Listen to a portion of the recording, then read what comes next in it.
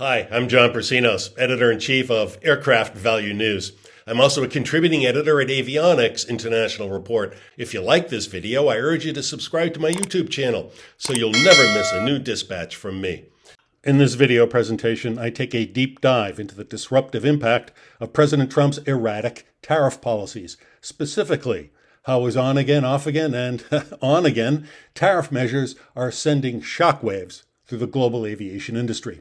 While tariffs are often pitched as tools to protect domestic interests, the aviation sector, deeply interconnected, globally sourced, and reliant on long-term stability, is especially vulnerable to this kind of policy whiplash. From aircraft manufacturers to component suppliers, and from international carriers to airport infrastructure developers, nearly every segment of the industry is feeling the strain.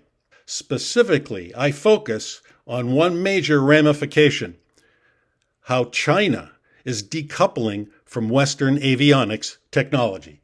However, I also make it clear that US and European avionics remain too advanced, too embedded, and too essential for China to make a clean break, regardless of Beijing's aggressive attempts to become more self-reliant. Let's get to it. The landscape of global aerospace is shifting and fast. We're witnessing a transformation that could redefine the industry for years to come.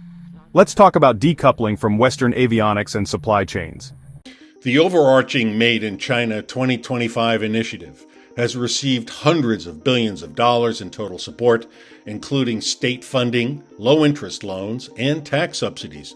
Specific funding includes about $20.2 billion for the National Integrated Circuit Investment Fund and $2.9 billion for the country's Advanced Manufacturing Fund, which supports avionics-relevant semiconductors, processors, and related technologies. I'm seeing firsthand how the pressure of Western tech export restrictions, especially those targeting Chinese giants like Avionics, is sparking a seismic change in the industry. It's not just a minor adjustment, it's a fundamental shift in how things are done. Here's what's happening. China isn't just scrambling for spare parts. They're looking at the bigger picture and planning for the long term. Instead, state-backed firms are using this moment to accelerate the development of domestic alternatives to the likes of Honeywell and Collins Aerospace. We're talking about full-scale efforts to build indigenous fly-by-wire systems, radar altimeters, and flight management platforms.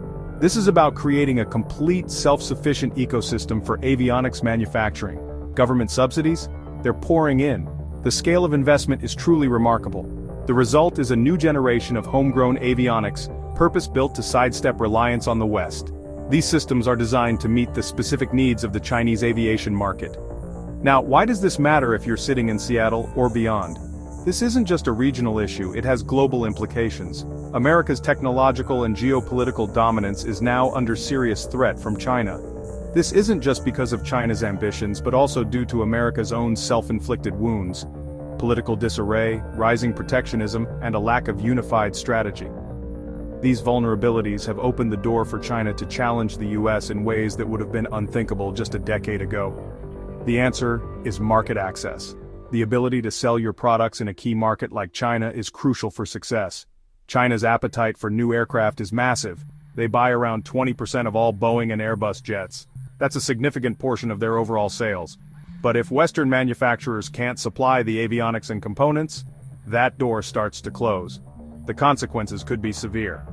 Take a look at this chart. The size of the Asia-Pacific aviation market is estimated at $105.33 billion so far in 2025, and it's expected to reach $160.68 billion by 2030, at a compound annual growth rate of 8.81% during the forecast period, 2025 to 2030. According to Mordor Intelligence, China is the linchpin of the region. We're already seeing signals that China could pivot to supporting its own airframers and suppliers, and if that happens, the West risks getting locked out of one of the fastest-growing aviation markets on the planet. This would represent a major loss for Western aerospace companies. There's a longer-term risk too, a new split in aviation technology standards and certifications. This could create significant challenges for international collaboration and interoperability.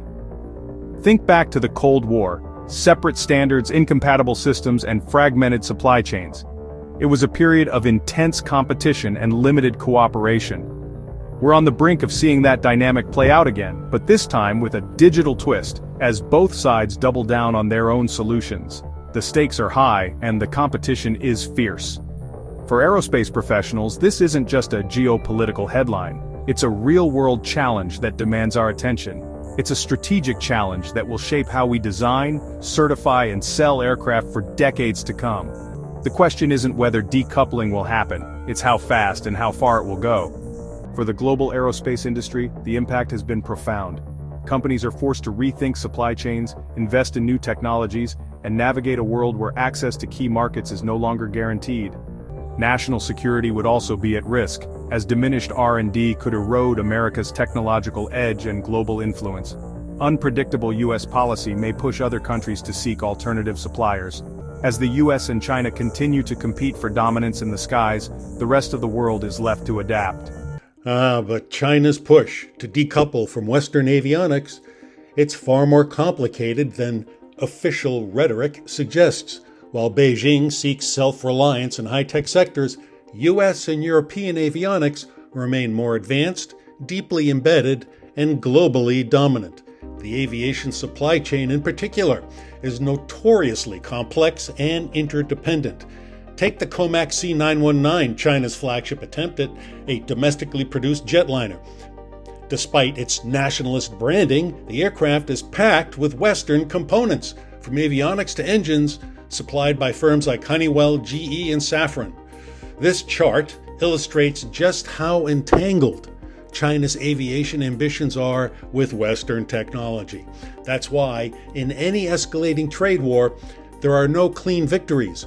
Every side incurs damage, especially in an industry as globally interwoven as aerospace.